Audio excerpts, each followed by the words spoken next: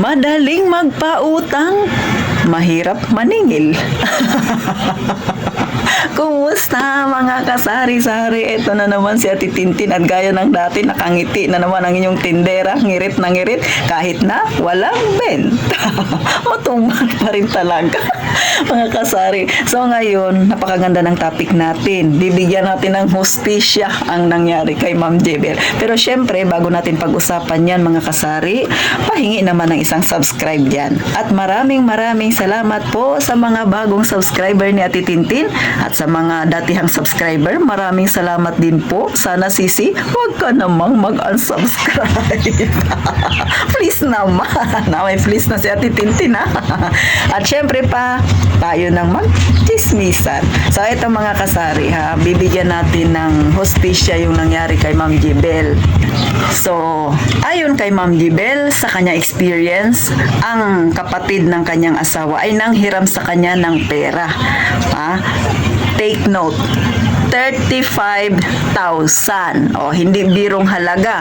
At syempre, ang ipinangako niya ay 10 days lang daw ibabalik niya. Pero salamat naman, 3 years na ang nakalipas mula nang hiramin niya ang pera kay Ma'am Jebel. Hanggang ngayon, hindi pa siya nagbabayad. Matindi talaga ito. Mga kasari natin na ganitong attitude, ha, mga kasari. Sa totoo lang, nakakalungkot Ma'am Jebel kasi si Ma'am Jebel 35k galing daw yun sa kanyang tindahan. Asang-asa siya na 10 days ibabalik pero hindi na nangyari. Napako na ang kanyang promise. Mga kasari. So, ikaw, na-experience mo na ba niya? Na-experience mo na ba yan na ganyan kalaki ang hiniram sa'yo? Sa totoo lang, gaya nga nung nakaraan o kahapon na na-vlog ko, kung sino pa yung malalapit sa atin, sila pa yung nagbibigay sa atin ng burden. Sila yung nakakapagbigay sa atin ng sama, ng loob, ng bigat, ng damdamin. Bakit kaya, no? Dahil ba umaasa sila na maiintindihan natin sila? Pero bakit sila na nangutang sa atin, hindi nila tayo naintindihan na yung perang hiniram nila, pinaghirapan din natin yun. Lalo na kay Ma'am Jebel, nang galing daw yun sa kanyang tindahan. O isipin niyo mga kasari, gaano kahirap ipunin ang 35,000 kung magmumula yun sa tindahang ganito, pareha sa akin nakaliit. O diba?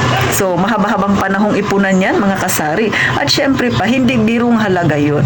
Kung pinambili mo yan ng iyong paninda, malaki na ang tinubo.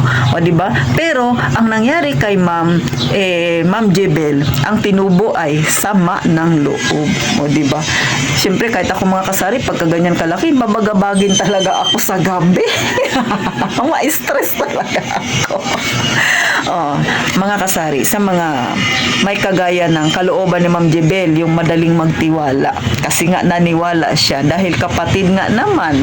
Diba? Huwag po kayong basta-basta padadala sa mga taong magaling magsalita, sa mga taong matamis magsalita at panay pangako.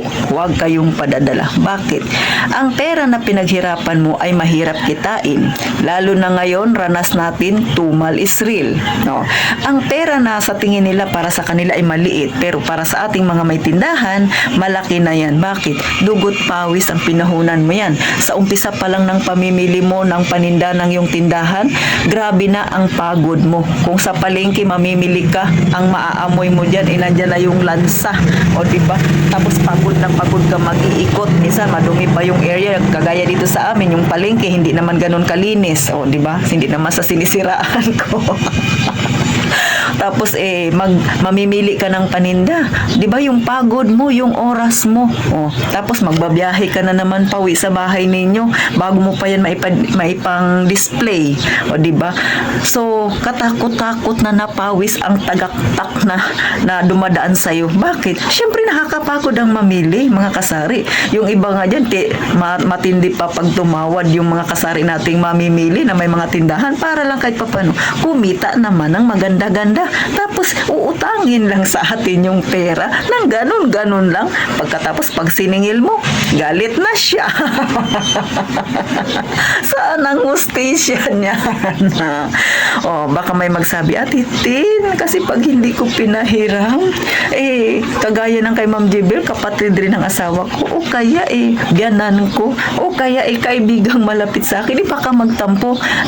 Isipin mo yung sasabihin nila, isipin mo yung tampo nila, ikaw, hindi mo ba naisip yung mangyayari sa tindahan mo pagka pinahiram mo yan na hindi mo sigurado kung ibabalik niya sa'yo?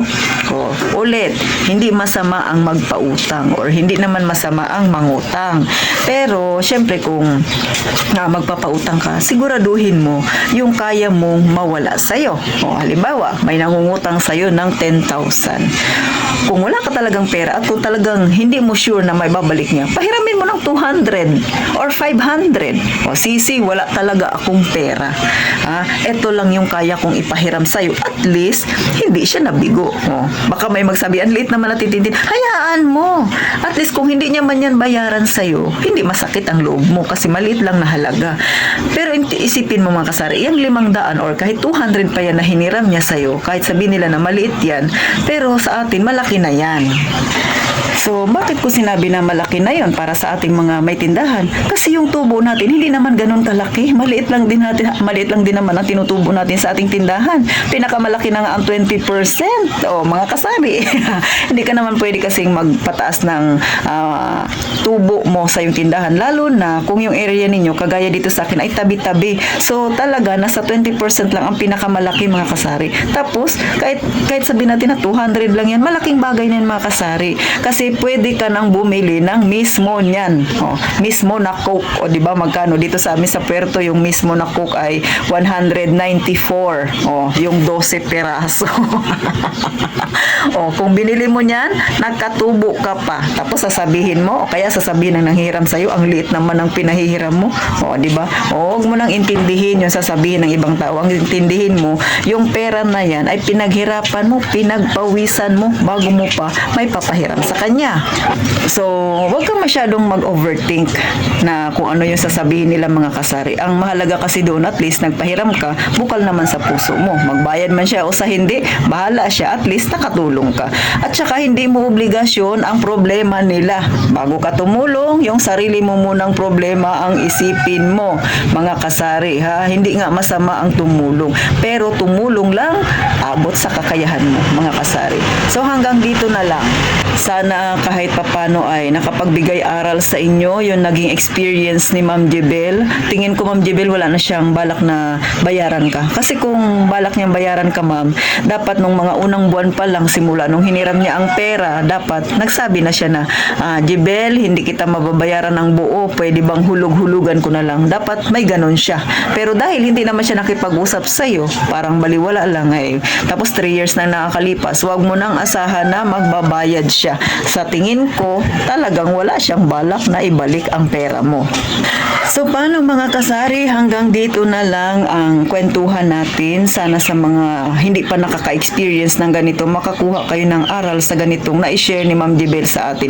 Ma'am Jebel, thank you ng marami sa pagbahagi mo ng iyong experience o call sa mga ganitong klaseng tao na hindi marunong magsoli. Tandaan, hindi masamang magpahiram kung sa tingin mo yung papahiramin mo ay kumbaga mayroon namang instinct na magbayad. Pero kung sa tingin mo hindi naman ganun yung isipan niya, kilala mo na marunong lang manghiram pero hindi magbayad, huwag mo na lang pahiramin para hindi ka ma-stress. Kung kaya mong pahiramin, tulungan mo. Pero sa abot ng makakaya mo, at least magbayad man siya o sa hindi, hindi naman sasama ang loob mo. Sa mga nanghihiram naman, matuto tayong magbayad kasi yung hinihiram natin, hindi naman yan kung saan lang kinuha, kundi pinaghirapan, pinagpawisan din ng taong nagpahiram sa'yo. Be responsible, mga kasari. So hanggang dito na lang, gaya nga ng palagi kong sinasabi mga kasari, mag-iingat tayong lahat, palagi.